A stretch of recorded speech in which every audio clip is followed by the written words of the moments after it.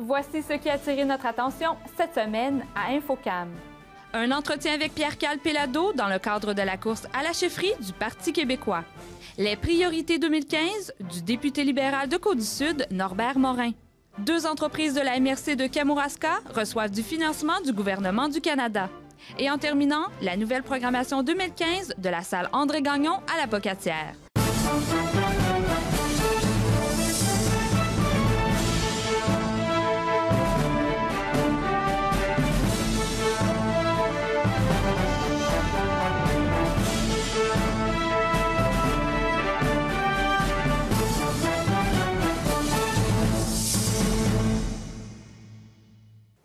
Bienvenue à votre nouvelle saison d'Infocam 2015.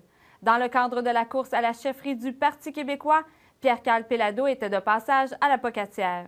Nous nous sommes entretenus avec lui pour parler, entre autres, de sa tournée régionale.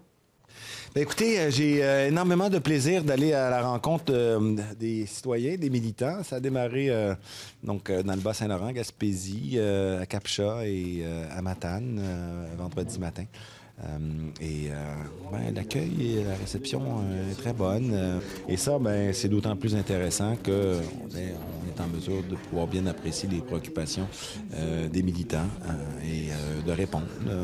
Parce que, c'est sûr que quand on se présente, on n'a pas nécessairement l'occasion de pouvoir parcourir tout ce qui souhaite faire l'objet des préoccupations et ou des curiosités que peuvent avoir les citoyens et les militants. Et donc, c'est dans la période des questions qu'on peut, en ce moment-là, faire valoir des réponses appropriées à ces questions. Et justement, quelles sont les préoccupations des militants? Bon, elles sont variées. C'est sûr qu'en région, on parle beaucoup de l'action gouvernementale. Nous parlons beaucoup des effets de la politique libérale qui... évidemment, selon moi, sont majeurs et sont extrêmement néfastes, mais pas uniquement pour les régions, mais notamment aussi pour les régions.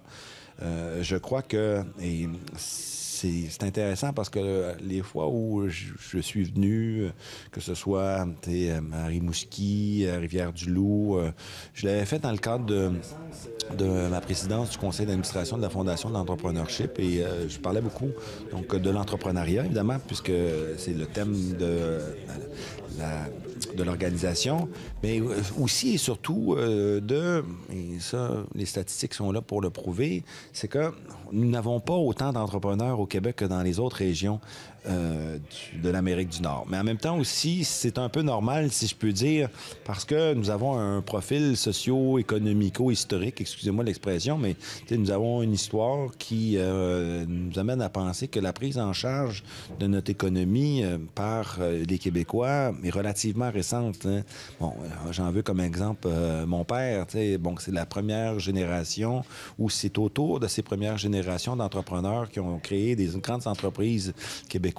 Mais on peut penser évidemment aussi à Jean Coutu, plus récemment à Alain Bouchard, à Serge Godin, qui sont pas de la même génération, mais pas tellement loin, et qui sont dans la foulée de ceux qui ont créé des entreprises. Rémi Marcoux aussi, André Chagnon, mais bon, Chagnon, c'est nous qui avons acheté son entreprise. Heureusement qu'elle est restée au Québec parce que ça nous a permis de créer des milliers d'emplois.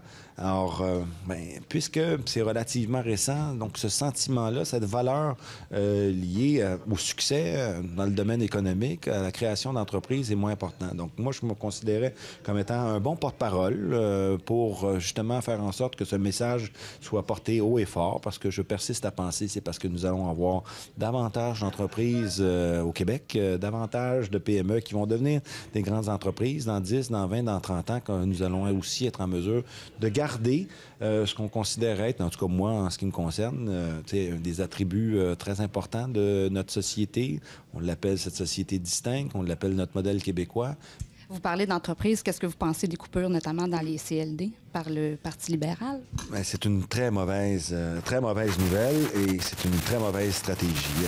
Et lorsque nous constatons que ce que fait le Parti libéral à l'heure actuelle, c'est quasiment parier le développement économique sur le plan nord. Donc, parier sur des fluctuations du prix des minerais, alors que, oui, nous en avons énormément de ressources, mais c'est pas uniquement l'exploitation des ressources sur lesquelles nous devrions nous concentrer, mais aussi, et le Québec est là pour en témoigner dans le passé. Malheureusement, c'est vrai que toutes les économies occidentales se sont orientées vers les services, mais le secteur secondaire, celui de la transformation, lorsque vous avez le bénéfice d'avoir autant de minerais, lorsque vous avez le bénéfice d'avoir aussi une énergie importante, donc au niveau de sa volumétrie, excusez-moi l'expression, mais également au niveau de la tarification, bien, vous avez des éléments qui sont constitutifs du succès que vous pourriez avoir dans la transformation de vos minerais, pas simplement et uniquement dans l'exploitation. Et ça, je pense qu'on le fait pas suffisamment. Et c'est aussi le sens de mon engagement en politique pour faire en sorte de stimuler la création de PME dans le domaine de la transformation, parce que vraiment, on a tous les outils pour le faire. Et si vous êtes élu, quel changement vous voulez apporter à votre parti? Écoutez, moi, je vais parler de la souveraineté. Peut-être que la dernière fois, durant la campagne électorale, nous n'en avons pas suffisamment parlé. En ce qui me concerne, clairement, les gens ont compris qu'il n'y avait pas d'ambiguïté avec moi, que je me suis engagé en politique pour faire du Québec un pays. Et c'est de ça dont je vais parler si je suis élu par les militants du Parti québécois lors du vote qui va avoir lieu le 15 mai. Et j'entends bien, justement, démontrer les bénéfices et les bienfaits de la souveraineté à tous les niveaux. Évidemment, au niveau économique, mais également au niveau identitaire, au niveau culturel et au niveau de notre fierté et de notre identité. Merci beaucoup. C'est moi qui vous remercie. Le député libéral de Côte-du-Sud, Norbert Morin, a convié les journalistes à un point de presse afin d'annoncer ses priorités 2015. Bien, il y a au niveau santé, au niveau éducation. On regarde du côté de l'éducation, on regarde de quelle façon que le territoire va être organisé. 2 commissions scolaires ou une. La décision n'est pas prise. Mais les gens des commissions scolaires ont fait de la représentation. Puis ils nous ont dit, bien, vous avez la décision à prendre. Et est-ce que vous avez tenté le pouls au niveau de la population pour la fusion des commissions scolaires? Qu'est-ce que les gens en pensent? On a parlé surtout aux présidents et directeurs généraux des 2 commissions scolaires. Et je crois que le but premier, c'est d'essayer de sauver des sous pour amener ces sous-là dans les écoles de nos municipalités. Et c'est bien perçu. C'est bien perçu même par les dirigeants des commissions scolaires. Et on a eu une bonne discussion ouverte. Vous savez que nos 2 commissions scolaires ici en Kamouraska sont très performantes, même ultra performantes. Donc, ils ont des atouts à dire aux ministres qu'est-ce qu'on fait. À 2, c'est possible. Mais la tendance, c'est vers une seule commission scolaire. Et ça pourrait se faire quand? Ça va se faire dans le courant bientôt. Donc, la décision est pas mal prise? Non, la décision n'est pas prise encore parce qu'on n'a pas rencontré. Vous savez, avant que le ministre prenne la décision, on va être là pour essayer de défendre nos positions. Ma position, bien là, avec la rencontre, je ne suis pas statué encore parce que c'est 2 commissions scolaires qui travaillent très bien. Mais la tendance est à une commission scolaire. Je peux vous dire que j'ai eu vent qu'il y avait une seule commission scolaire, la commission du grand portage. Donc, si ça arrive, si c'est le cas qu'il y a une commission scolaire, les gens vont se regrouper et ils vont se rappeler les origines qui étaient à une commission scolaire. Et si on vient avec la stratégie maritime, qu'est-ce que c'est? Sur la stratégie maritime, vous savez qu'on a 130 quelques kilomètres de Berthier-sur-Mer à Saint-André, sur le long du fleuve Saint-Laurent, et on a du potentiel de développement tant économique que touristique, c'est de l'économie.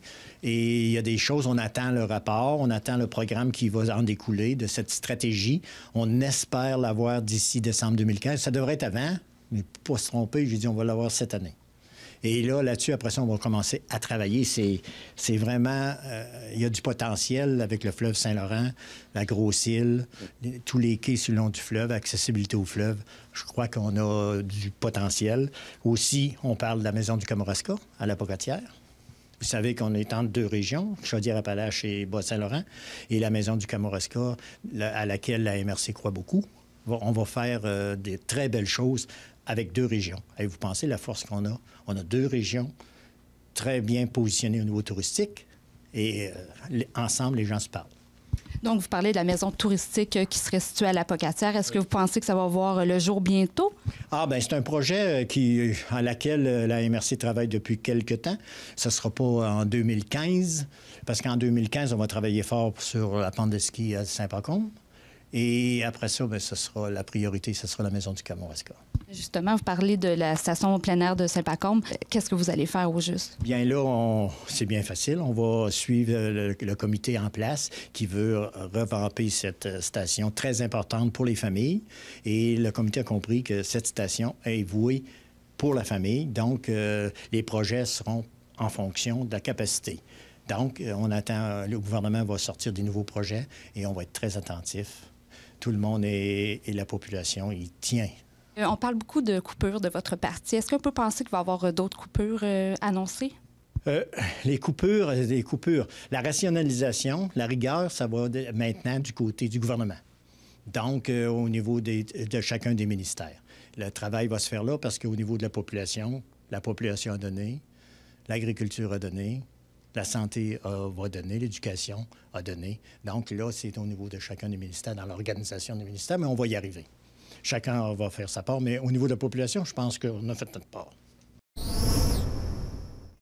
2 entreprises de la MRC de Kamouraska reçoivent l'appui financier du gouvernement du Canada. Le député fédéral de Lotbinière-Chute-de-la-Chaudière, Jacques Gourde, était sur place pour annoncer la bonne nouvelle. Aujourd'hui, avec l'Agence de développement économique Canada, on a eu la chance d'annoncer une contribution intéressante et importante d'environ 420 000 environ 210 000 à 2 entreprises ici de la région. Une entreprise ici, M. Gilbert, et une entreprise, M. Poitras de Saint-Alexandre à Kamouraska. C'est 2 jeunes entrepreneurs très dynamiques avec un très grand leadership qui ont développé, ils ont aussi développé l'esprit entrepreneurial, ce qui est très important ici en région. Je vois dans la région, c'est une très bonne nouvelle. Beaucoup de jeunes entrepreneurs qui prennent un grand effort pour leur entreprise et je pense que c'est bon augure ici pour la région. Et c'est en vertu de quel programme? Avec l'Agence de développement économique Canada, on a des programmes pour aider les jeunes entreprises pour démarrer. Ici, c'est des prêts sans intérêt sur une période de 5 à 7 ans qui permet à ces entreprises-là d'avoir de l'argent et d'avoir un effet de levier avec d'autres partenaires pour pouvoir avoir des investissements totaux près de 1 200 000 $. Nous, Ampère Proto se spécialise dans l'assemblage de cartes électroniques. Tout ce qui est plaquettes vertes qu'on voit dans les produits, là, exemple, un téléphone cellulaire ou un poêle, on voit tout le temps des plaquettes vertes avec de l'électronique. Nous, on assemble les composantes sur les plaquettes vertes. C'est pour ça que ça prend des machines et des équipements de pointe pour faire le positionnement automatisé. Les machines qu'on a, ça peut poser de 16 000 pièces à l'heure présentement. C'est assez rapide. Puis, niveau de qualité, les composantes sont de plus en plus petits. On voit les téléphones qui ont rapetissé énormément. C'est la même chose, les composantes électroniques sont rapetissées énormément. Fait que ça prend du personnel qualifié qui connaît l'électronique pour être capable de poser ces composantes-là. La demande était tellement bien répondue par les clients qu'on a eu besoin d'expansion. En ce moment, on avait des locaux, on était situé au 222 route 230 à la Pocatière. On avait 4 500 pieds de superficie.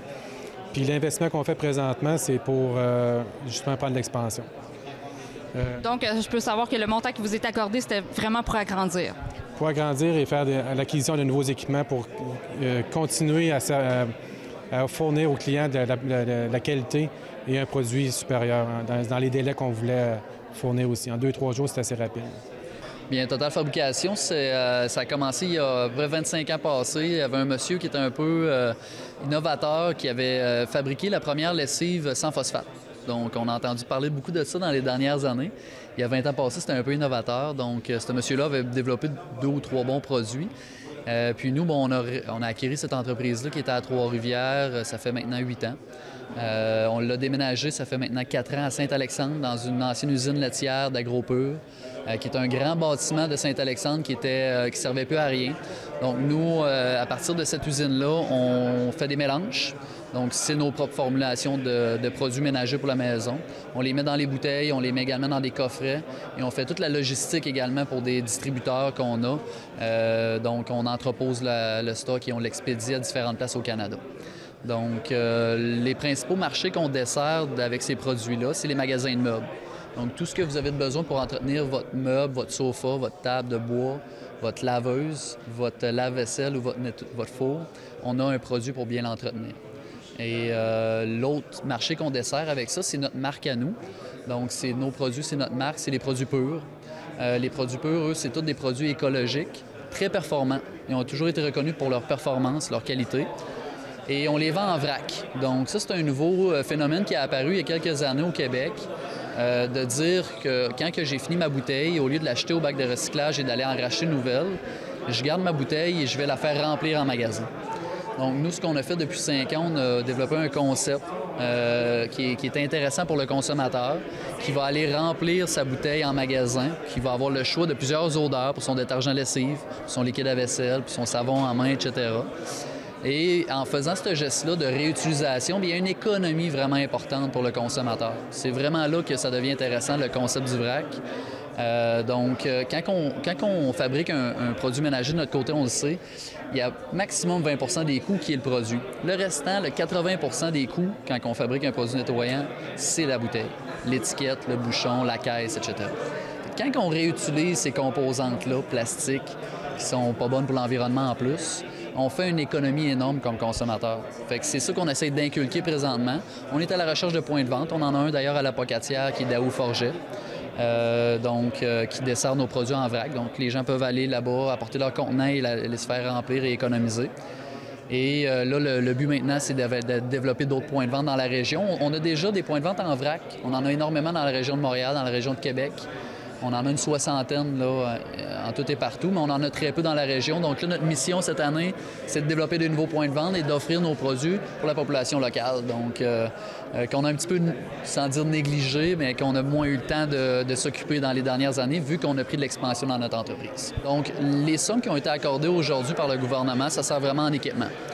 Nous, de notre côté, à l'usine, il y avait beaucoup de choses qui étaient semi-automatisées. Les étiquettes étaient collées à la main certaines fois, les bouteilles étaient embouteillées par des personnes, donc ça occasionnait certains problèmes au niveau du contrôle qualité.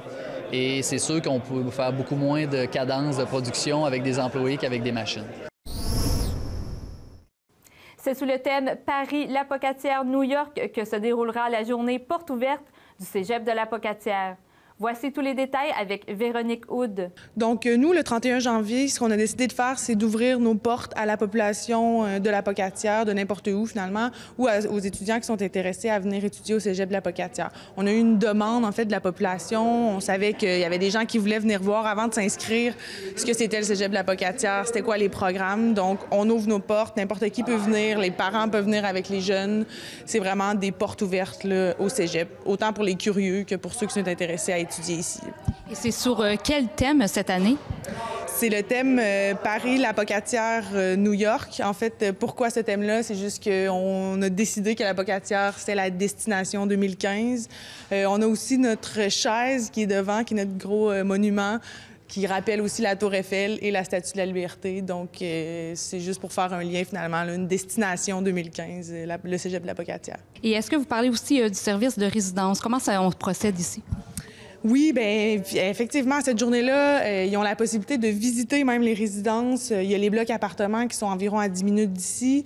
Il y a les résidences à même l'école. Donc, durant la journée, dans la planification, ils ont la possibilité d'avoir un atelier sur les résidences puis de les visiter, de voir concrètement à quoi ça ressemble. Et j'ai vu aussi que vous proposez une admission en ligne avec le personnel. Qu'est-ce que c'est? Oui, bien, dans le fond, nos responsables des admissions sont là sur place. La personne qui décide vraiment qu'elle veut s'inscrire puis que c'est confirmé a la possibilité de s'inscrire là, directement avec les responsables des admissions. Donc, après ça, elle n'a pas besoin de le faire à l'école ou de le faire de chez elle. C'est déjà fait.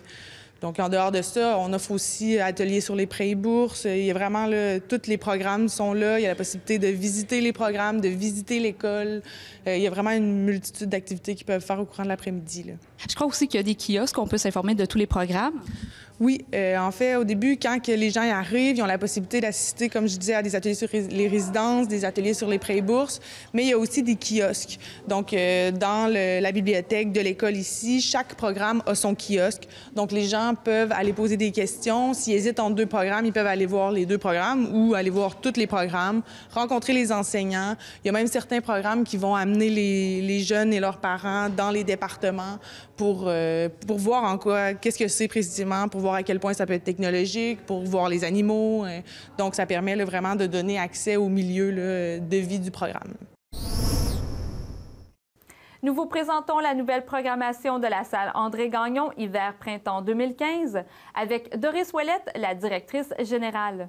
Alors, d'abord, le 31 janvier, avec la participation de Voyage La Pocatière, nous allons présenter Les Grands Explorateurs, voyager avec mes 9 enfants sur les traces du Gengis Khan. Donc, le 31 janvier, samedi, à 16h. Alors, c'est une famille de 9 enfants qui ont parcouru la Mongolie à cheval l'été dernier. C'est une famille où les enfants sont âgés entre 6 et 23 ans. Une famille qui sait aller au bout de ses rêves, même les plus fous. Puis, avec la participation financière d'Hydro-Québec, le 6 février prochain, nous allons présenter le duo de chansons Garoche ta sacoche qui viendront nous présenter leur premier spectacle à poil. Donc, le 6 février à 20h à la salle André-Gagnon. C'est un duo qui viendra nous présenter le premier spectacle sans froufrou, mais pour nous rappeler combien c'est agréable de ne pas se prendre au sérieux. Elles ont été lauréates du concours international de la chanson de Granby en 2014. Alors, il n'en tient qu'à vous de vous faire une tête. Elles seront sur la scène de la salle André-Gagnon le 6 février prochain à 20h. Puis, nous allons poursuivre notre programmation où nous allons présenter Laurent Paquin avec la participation de Iris. Laurent Paquin et son spectacle « L'erreur est humaine ». Alors, c'est un spectacle qui nous ramène cet humoriste bien sympathique qui s'indigne souvent contre les politiques du gouvernement Harper, aussi bien que les émissions à Canal Vie. Alors, toujours fidèle à lui-même, il sait relever les absurdités du quotidien, de la société, de l'être humain. Alors, il sera à la salle André-Gagnon le 25 février à 20h. Et le lendemain, le 26 février, avec la participation d'Hydro-Québec et un spectacle toujours à 20h, nous allons présenter le Mouvement des marées, le spectacle d'Alexandre Poulain. Alors, le Mouvement des marées, c'est un folk pleinement assumé où l'énergie de la musique et l'intimité des histoires qui nous sont racontées fusionnent pour faire une entité en soi. Le Mouvement des marées, ça sent la terre, ça sent la poussière, ça sent le grand vent aussi. Alors, Alexandre Poulain sera sur la scène de la salle André-Gagnon le 26 février à 20h. Puis, notre programmation poursuivra le 8 mars, où ce sera la dernière des 3 ciné-conférences de l'année des Grands Explorateurs. Nous allons présenter Norvège, Terre d'émotion, et ce sera dimanche, le 8 mars à 16h, toujours en partenariat avec Voyage La Pocatière.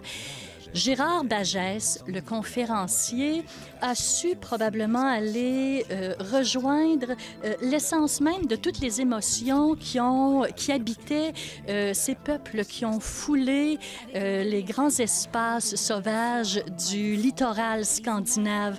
Alors, ce sera 2000 kilomètres de relief arctique entrecoupés de fjords. Ce sera aussi des côtes ciselées, beaucoup d'îles, la magie de la flore printanière et l'éternelle journée du cercle arctique. Alors, Norvège, terre d'émotion, ce sera un voyage d'une beauté absolument absolue. Nous vous avons concocté une soirée assez spéciale le 18 mars. Bien sûr, en collaboration avec Les Voyagements.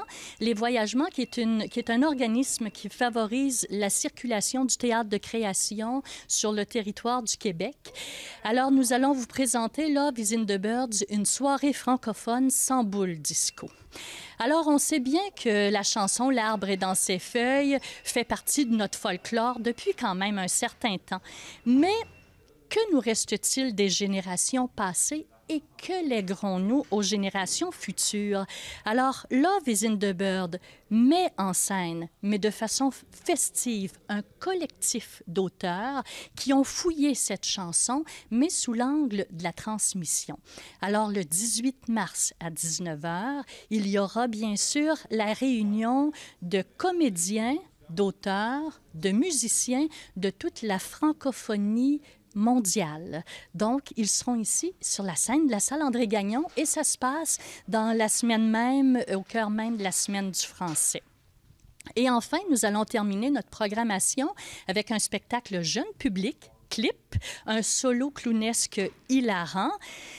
Clip, c'est simple, tout est compliqué et c'est vraiment le leitmotiv de l'art clownesque, de faire en sorte que l'action la plus simple peut se terminer dans la plus grande des tragédies. Alors, Clip, c'est à la salle André-Gagnon, ça cible un public de 5 ans et plus. C'est un spectacle, et j'attire l'attention, c'est un spectacle qui est à 16 heures parce qu'on est conscient que ce spectacle-là convient très bien aux jeunes de 5 ans, mais les préados, les parents, les grands-parents vont y trouver leur compte. Alors, on souhaite favoriser une sortie familiale, une sortie bigénérationnelle. Enfin, c'est vraiment pour tout le monde. Donc, Clip à la salle André-Gagnon le 11 avril. Et c'est à 16 heures.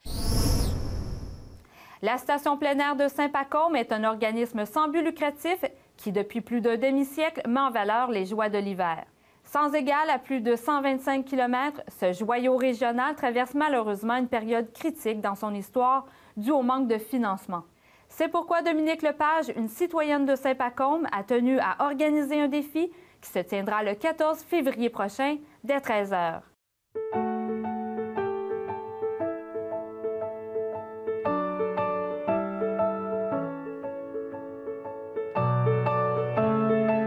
Bonjour, mon nom est Jasmine Lebel.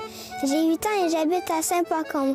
Je suis une amatrice de planche à neige. Malheureusement, cette année, la station de ski sera fermée dû au manque de financement. Mes parents se sont impliqués dans le comité de relance pour organiser le défi Remonte ta station. Vous voyez ce qui est derrière moi? C'est ça qu'on va remonter le 14 février. Il faut remonter le nombre maximal de fois en 3 heures. On peut s'inscrire au défi à partir de l'âge scolaire. Visitez le site web de la station plein air Saint-Pacôme pour vous inscrire en ligne et faire le défi Remonte ta station individuellement, en équipe ou même chez soi.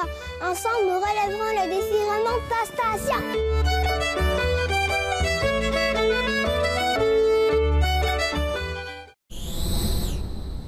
C'est ainsi que se termine votre bulletin régional InfoCam. Merci d'avoir été avec nous et on se donne rendez-vous la semaine prochaine.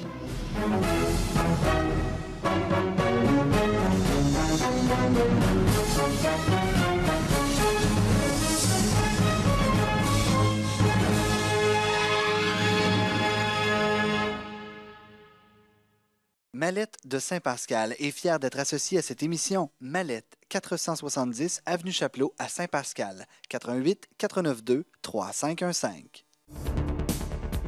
Pour nous faire part d'une nouvelle, des images ou suggestions de reportages, par téléphone le 88 492 2711, par télécopieur le 88 492 7498, par courriel à presse@tvck.org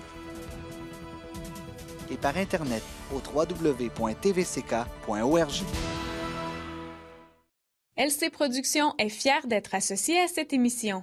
LC Productions se spécialise dans la conception et l'hébergement de sites Web. 1-877-680-5550.